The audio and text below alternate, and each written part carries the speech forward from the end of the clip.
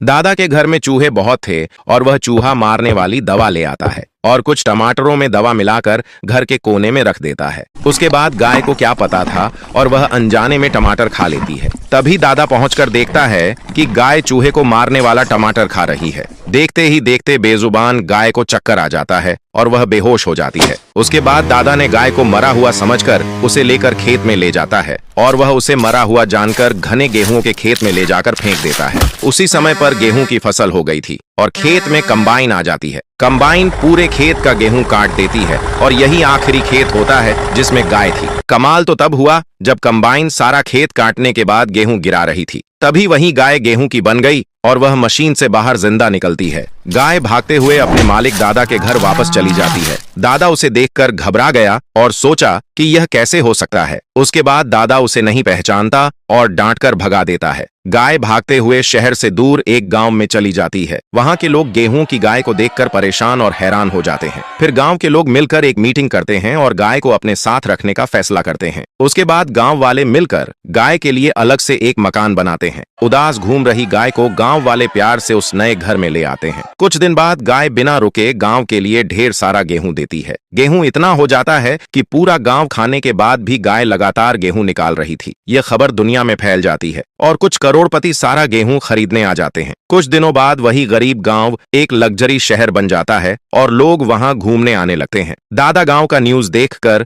गाय को वापस लाने का फैसला करता है और वह गांव वालों को धमकाकर गाय को अपने घर ले आता है। गाय बोली, वीडियो लाइक सब्सक्राइब करके कमेंट में बताओ मैं वापस गांव में जाऊं या नहीं।